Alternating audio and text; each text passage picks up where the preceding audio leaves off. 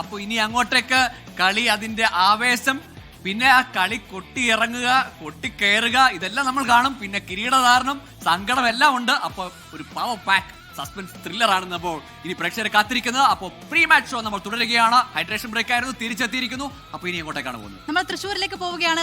ശ്രീകുമാരൻ ഒളരിക്കരയിൽ നിന്ന് ചേരുകയാണ്. ശ്രീത്ത്, തൃശ്ശൂരിലെ ഫുട്ബോൾ കാഴ്ച, ഒരുപാട് ഫുട്ബോൾ താരങ്ങളെ സമ്മാനിച്ച നാടാണ് തൃശ്ശൂർ. അവിടുത്തെ ഫുട്ബോൾ കാഴ്ച എന്താണ്? എങ്ങനെ നമ്മൾ അവിടെയുള്ള ആരാധകർ എങ്ങനെയാണ്, എന്താണ് പറയുന്നത് ശ്രീത്ത്?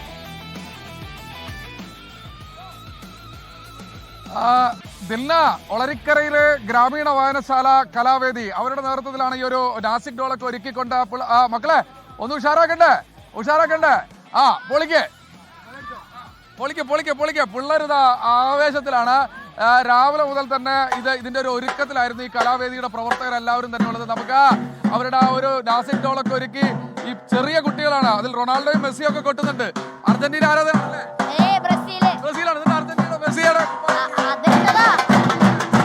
വലിയ ആവേശത്തിൽ തന്നെയാണ് ഉള്ളത്. അതിന്റെ ആ ഒരു ഓളമാണ് കാണുന്നത്. ഗ്രാമീണ വായനശാല ഒളരിക്കര അവർ ഇത്തവണ വലിയ ആവേശത്തോടു കൂടി ഈ ഒരു ലോകകപ്പ് ഫുട്ബോളിന്റെ ഫൈനൽ മത്സരം അവർ കൊണ്ടാടുകയാണ്. നമ്മളിവിടെ വന്നപ്പോ ഈ ലോകകപ്പിലെ ഈ ആവേശ കാഴ്ചകളൊക്കെ നിലവിൽ ഉണ്ടായിരുന്നു. നമുക്ക് അവരുടെ ചില ആളുകളുടെ ഒരു പ്രതികരണം കൂടി നമുക്ക് എടുക്കേണ്ടതുണ്ട്. സെക്രട്ടറിയും പ്രസിഡന്റ് കൗൺസിലറും ഒക്കെ ഇവിടെ നിൽക്കുന്നുണ്ട്. എങ്ങനെയുണ്ട് ഒരു ആവേശത്തവണ? വളരെയധികം ആവശ്യത്തിലാണ്. 75 വർഷത്തെ കാലത്തെ പാരമ്പര്യമുള്ള വായനശാലയുടെ കീഴിലാണ് നടക്കുന്നത്. കലാവേദി യുവത എന്ന യുവാക്കളുടെ സംഘടന വളരെ ശക്തമായി തന്നെ ഇവിടെ നിലനിൽക്കുന്നു. ഈ എത്ര ദിവസമായി നിങ്ങൾ കളി കാണിക്കാൻ തുടങ്ങിയിട്ട്? ഞങ്ങൾ തുടക്കം മുതലേ ഉണ്ട്. ബിഗ് സ്ക്രീനിന്റെ എല്ലാവിധ സഹകരണം. സ്പെയിന്റെ ഇത് അർജന്റീനയുടെ കൊടിയൊക്കെ വലിയ തോതിൽ ഇങ്ങനെ പാറി കളിക്കുന്നുണ്ട്. അതിന്റെ ഇടയിൽ സ്പെയിന്റെ ഒരു കൊടി, ചെറിയൊരു കൊടി എടുത്തിട്ട് ഞങ്ങൾ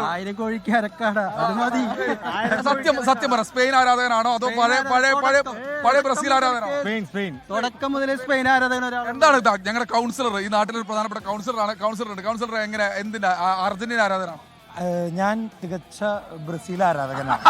അപ്പൊ ഇന്ന് നമ്മളന്ന് പോരാടിയതാണ് നേർക്കുനേർ. ഞങ്ങൾ ജയിച്ചു, അതെ, തോറ്റു. ബ്രസീലാണ്. എങ്കിലും ബ്രസീലാണ്. നമ്മുടെ വായനശാല കഴിഞ്ഞ 3 തവണയായി. ഇത്തവണ കളിച്ച് ജയിക്കട്ടെ. നമ്മൾ ബ്രസീൽ പുറത്തായ സ്ഥിതിക്ക് ഇനി ആര് ജയിച്ചാലും കുഴപ്പമില്ല. അങ്ങനെയോ? ബ്രസീൽ പുറത്തായ അർജന്റീന അങ്ങനെയില്ല, നമുക്ക് ഇന്നാള് ജയിക്കുന്നില്ല, നല്ല മത്സരം നടക്കട്ടെ. പലതരത്തിലുള്ള വിവാദങ്ങളൊക്കെ എയറിൽ നിൽക്കുന്നുണ്ട്.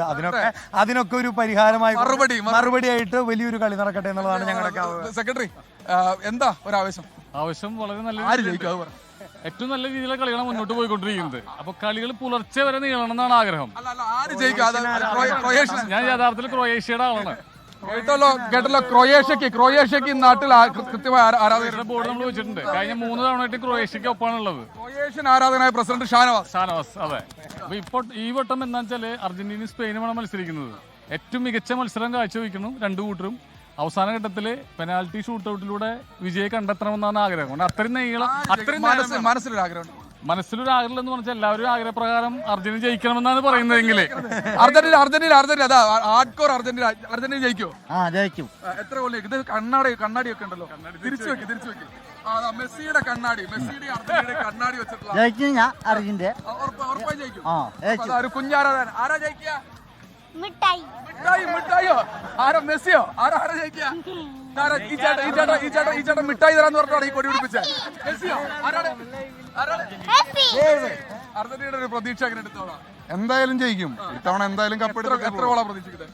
ഒരു 3. എന്തായാലും മെസ്സിക്ക് ഒരു ഹാട്രിക് ഉണ്ടായിരിക്കും. മെസ്സി തന്നെ ഇല്ലെങ്കിൽ ഗോൾഡൻ ബൂട്ട് എംബാപ്പെ കൊണ്ടുപോകും. ഗോൾഡൻ ബൂട്ടും ഗോൾഡൻ ബോളും മെസ്സിക്കുള്ളതാ.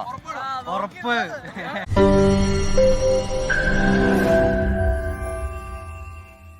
ലോകത്തെവിടെയായാലും ഏത് സമയത്തും 24 വാർത്തകളും ഓഗ്മെന്റഡ് റിയാലിറ്റി പാക്കേജുകളും എക്സ്പ്ലെയിനറുകളും വിശദമായി കാണാൻ ഞങ്ങളുടെ യൂട്യൂബ് ചാനൽ നിങ്ങൾക്ക് സബ്സ്ക്രൈബ് ചെയ്യാം.